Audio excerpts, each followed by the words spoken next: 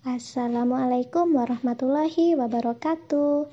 Baiklah, kami dari kelompok 2 Ilmu Kealaman Dasar yang beranggotakan Indria Natasha, Dasiri, Devi Ermawati Pohan, Denada Adelwis, Kenny Afrianis, Fauzi Alfarizi Tanjung, dan Rahmi Fitriani, dan dosen pengampu kami yaitu Diana Susanti, MSI.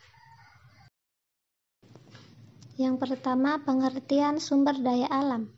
Sumber daya alam adalah segala sesuatu yang ada di sekeliling manusia yang bukan dibuat manusia dan yang terdapat di permukaan bumi, baik itu berada dalam tanah, laut, ataupun air, dan di udara, yang dapat dimanfaatkan untuk pemenuhan kebutuhan manusia maupun organisme lain secara langsung maupun tidak langsung. Klasifikasi sumber daya alam dan lingkungan hidup. Yang pertama, berdasarkan sifat.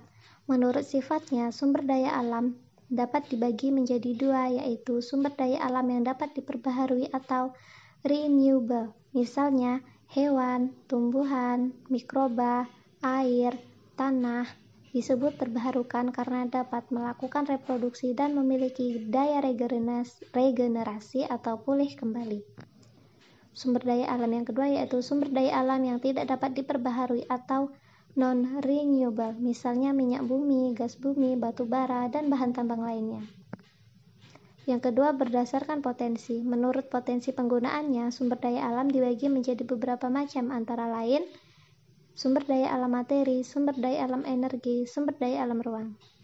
Yang ketiga, berdasarkan jenis. Menurut jenisnya, sumber daya alam dibagi menjadi dua, yaitu sumber daya alam non-hayati. Sumber daya alam non-hayati disebut juga sumber daya alam fisik, yaitu sumber daya alam yang berupa benda-benda mati, misalnya bahan tambang, tanah, air, dan kincir angin. Yang kedua, sumber daya alam hayati atau biotik. Sumber daya alam hayati disebut juga sumber daya alam yang berupa makhluk hidup, misalnya hewan, tumbuhan, mikroba, dan manusia. Yang ketiga, konsep-konsep pengelolaan sumber daya alam. Yang pertama, sumber daya alam hayati terbagi menjadi tumbuhan, pertanian, dan perkebunan, hewan, peternakan, dan perikanan. Sumber daya alam non-hayati seperti air, angin, tanah, dan hasil tambang. Masalah kependudukan dan lingkungan hidup. Yang pertama, masalah kesempatan kerja bagi penduduk yang terus bertambah setiap tahunnya, masalah pertambahan angkatan kerja dan kesukaran atau hambatan dalam bidang pengembangan industri sehubungan dengan pertambahan angkatan kerja tersebut.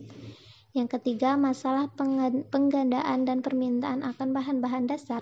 Yang keempat, masalah pembiayaan, penentu arah, dan pola pendidikan, riset, dan perkembangan teknologi yang sangat berbeda antara negara yang satu dengan negara yang lain.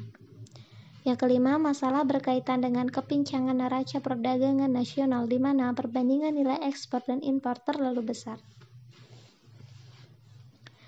Selanjutnya, prinsip dan usaha pelestarian sumber daya alam dan lingkungan hidup. Pengelolaan lingkungan mempunyai ruang lingkup yang luas dengan cara yang beraneka ragam pula, namun demikian dapat kita kelompokkan menjadi pengelolaan lingkungan secara rutin, perencanaan pengelolaan lingkungan secara dini, perencanaan perkiraan dampak lingkungan, dan perencanaan perbaikan kerusakan lingkungan. Bentuk atau cara pelestarian lainnya dapat pula kita mengenalnya seperti cagar alam, cagar budaya, ataupun cagar biosfer, suaka alam, suaka marga satwa, taman nasional, dan taman hutan raya. Cukup sekian materi dari kelompok 2 yang dapat disampaikan. Jika ada salah atau kekurangan dalam video ini mohon dimaafkan. Kami akhiri dengan Assalamualaikum warahmatullahi wabarakatuh.